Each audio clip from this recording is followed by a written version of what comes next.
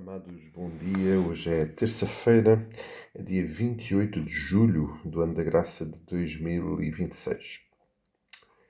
No passado domingo, para nós aqui, foi um domingo especial, diferente. Celebrou a Igreja 92 anos de caminhada aqui neste lugar. Celebramos com gratidão ao Senhor esse momento. E o pastor Diné foi usado pelo Senhor para falar connosco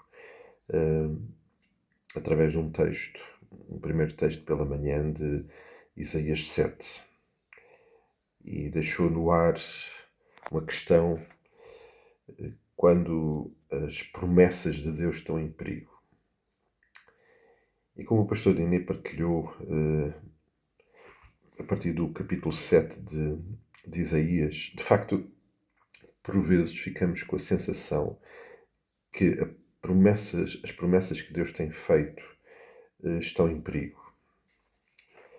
O capítulo 7 de Isaías descreve um momento dramático, mais um, temos considerado isso também através do livro de Juízes, em que há uma contenda, mais do que política e militar, uma contenda espiritual no povo de Israel. E nesta circunstância em particular, o rei da Síria junta-se com o rei de Israel, portanto o reino do norte, para virem combater o reino do sul, o reino de Judá.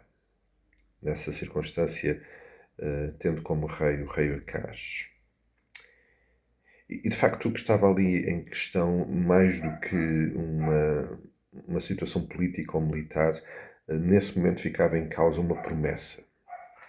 E o pastor Diné fez-nos lembrar isso, através de uma promessa que está registada em 2 de Samuel, capítulo 7.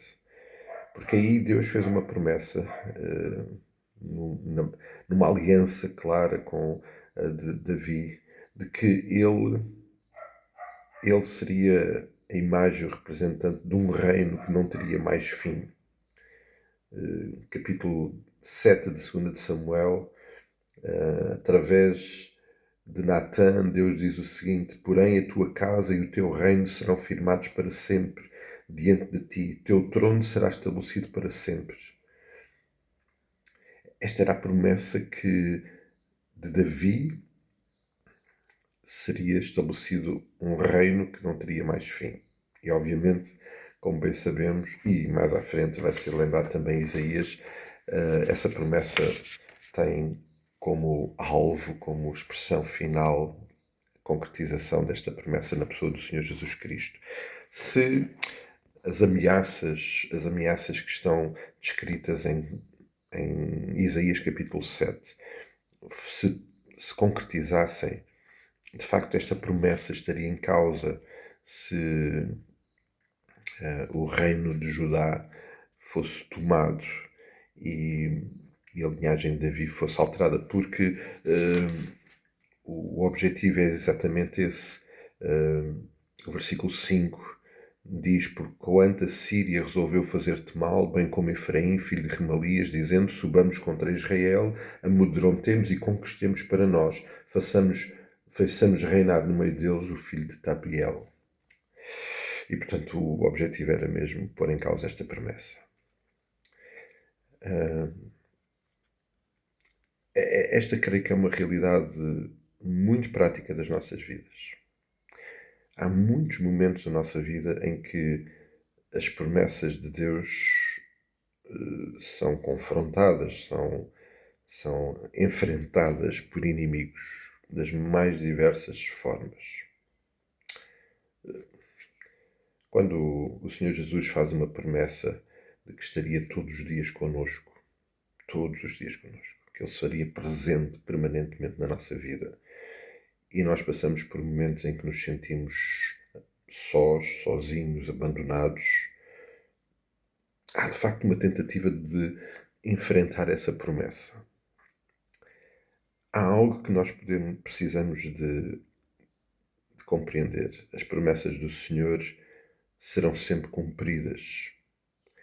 Tão somente nós possamos crer nelas e descansar nelas. Aliás, Isaías é usado para declarar isso a Acaz, no versículo, no versículo 9. Entretanto, está Isaías a falar, a capital de Efraim será Samaria, e a cabeça de Samaria o filho de Remalias. Se não creres, certamente não permanecereis. E este aqui é um momento, é um elemento absolutamente essencial para nós compreendermos as promessas, a forma como Deus lida connosco com as suas promessas, porque precisamos de crer nelas, precisamos de confiar nelas, precisamos de nos manter na total dependência dessas promessas, de um Deus que não falha, que mesmo no meio do caos, às vezes um caos que nos parece impossível de ultrapassar, o Senhor irá permanecer, tão somente nós possamos crer nele. Podemos fazer um exercício das promessas que o Senhor tem feito sobre nós. O Senhor Jesus, por exemplo, diz: não andeis inquietos sobre o dia da manhã, eu cuido de vocês como cuido das flores do campo e das aves. Essa é uma das muitas promessas que o Senhor Jesus fez para nós. No entanto, tantas vezes nós nos inquietamos e essa promessa enfrenta oposição no nosso coração. Então somente precisamos de crer. Creio que era um bom momento para fazermos uma avaliação das promessas que o Senhor tem feito para nós. As promessas que o Senhor tem feito para nós estão todas na Bíblia. Não vamos procurar promessas no outro lado, porque elas não estão lá. Estão na Palavra de Deus. Quais são, de facto, as promessas que o Senhor tem feito para nós? Precisamos de confiar nelas, precisamos crer e confiar naquilo que fez essas promessas, porque certamente Ele é fiel, soberano, para cumprir essas promessas na nossa vida. Eu creio que vale a pena hoje pensar seriamente nisso.